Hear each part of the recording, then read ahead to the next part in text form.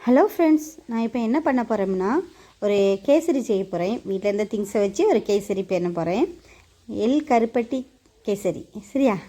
அதுக்கு ஃபஸ்ட்டு எள்ளை நம்ம நல்லா வறுக்கணும். வறுத்து இந்த மாதிரி லைட்டாக வெடிக்கணும். அந்த மாதிரி வெடிக்கிற மாதிரி வறுக்கணும். வறுத்துக்கிட்டு அது திரி வச்ச தேங்காவை அரைமுறி தேங்காவை அதில் தட்டி அதையும் வறுக்கணும். நல்லா கொஞ்சம் அது நல்லா வறுப்பட மாதிரி நல்லா வறுக்கணும்.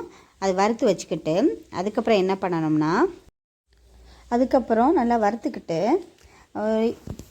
ஏலம் சுக்கு கொஞ்சம் ஏலம் கொஞ்சம் சுக்கு மட்டும் பொடிச்சு அதையும் போட்டு அதையும் கொஞ்சம் வறுக்கணும்.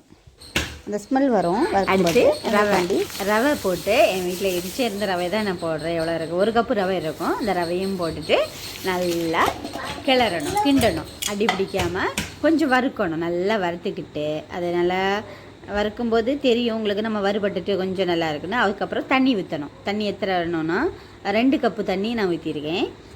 நல்லா விட்டுட்டு கொஞ்சம் நல்லா எல்லா இடத்தையும் ஸ்ப்ரெட் பண்ண அப்படி கிண்டி விட்டுட்டு நல்லா கிளறணும். அடி பிடிக்கக்கூடாது. அந்த நல்லா கிளறிக்கிட்டு நான் கருப்பட்டி இடித்து வச்சுருக்கேன். அதில் கல் இருக்காது. ஸோ நல்ல கருப்பட்டி தான். ஸோ அதனால் நான் இடித்து வச்சுட்டு அதை அப்படி போடுறேன். கருப்பட்டி எவ்வளோ போட்டேன் அளவு தெரியல, எவ்வளோ போட்டேன். ஒரு துண்டு போட்டிருக்கேன். ஒரு பெரிய துண்டில் ஒரு துண்டு போட்டிருக்கேன். அளவு போட்டு நல்லா கிளறி விடணும். சரியா? அதுக்கு அது நல்லா எல்லா இடம் ஸ்ப்ரெட் ஆகுதாங்கன்னா நல்லா கிளறி விட்டால் 2 ஸ்பூன் நெய் போடுறேன். 2 ஸ்பூன் நெய் போட்டுட்டு நல்லா அடி பிடிக்காமல் கிளறி விட்டுட்டுருக்கேன். ஆக்சுவலி இந்த வீடியோஸ்லாம் நீங்கள் ரொம்ப சமையல் மாஸ்டர், ரொம்ப நல்லா சமையல் தெரிஞ்சவங்க தேவையில்லைன்னு நினைக்கிறேன் எனக்கு வீடியோஸ் உங்களுக்கு. இது நான் பிகினர்ஸ், ரொம்ப ஸ்டார்டிங் ஸ்டேஜில் இருப்பாங்க, அவங்களுக்கு தான் என்னோடய வீடியோ செட் ஆகும். ஏன்னா நானும் ஸ்டார்டிங் ஸ்டேஜில் தான் இருக்கேன். இருந்தாலும் இதான் பண்ணுவேன். எனக்கு தெரிஞ்சதெல்லாம் போடுறேன்.